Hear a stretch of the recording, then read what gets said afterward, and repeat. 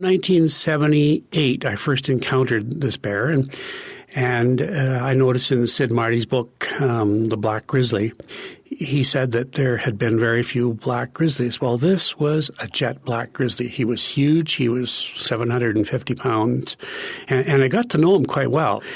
You don't want to hurt a bear when you start dealing with these animals because you see them as personalities. And so over a course of a couple of years, I saw this bear a number of times, and he just seemed to be getting a little bit more obnoxious every year. And what I didn't understand about him until after we did an autopsy on him was he was a very old bear.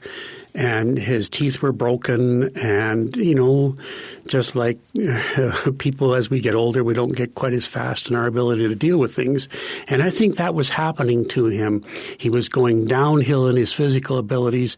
Therefore, he was having to make up for that by choosing easier ways of getting the food that he needed every year to get himself into hibernation.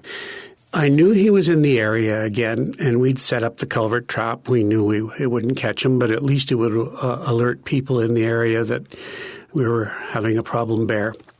And I think I'd set the trap up somewhere around the chateau, and I'd gone home. I was living at Castle Junction at the time, and I went home, and about 2 o'clock in the morning, I got a phone call, and it was the security at the Chateau Lake Louise, and this bear had torn the doors off the garbage containment area that they had. I mean, they were pretty flimsy doors.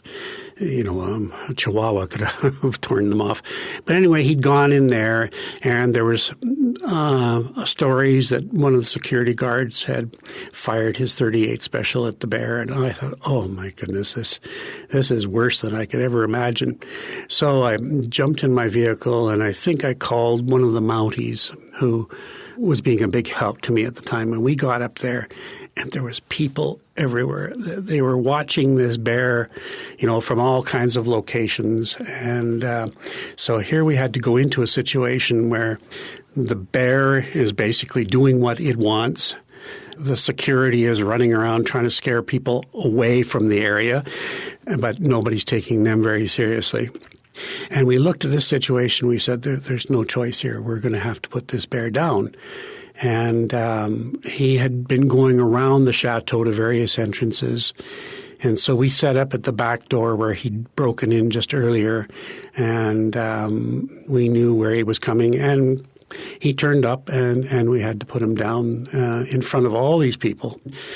I had been, over the last 6 months, trying to get parks to lay charges against the Canadian Pacific hotels, and nobody would tell me, yes, you can do it, or no, you can't do it.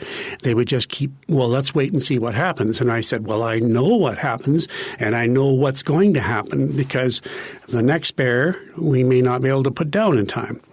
And nothing happened. So I thought, well, the last avenue open to me will be to lay charges. And I knew parks would be resistant to it. But I started preparing a case, and it took me maybe 6 months to put the case together of where the responsibility lay in this situation for the garbage being where it was and when it was. Rather than going to Banff laying the charges like I usually would, I went to Canmore and did it because I thought the word won't get out fast enough before I can actually get this before a judge. And then I went into the backcountry and turned my radio off and waited for the court date. I really felt this is the end of my career, but I have to do this.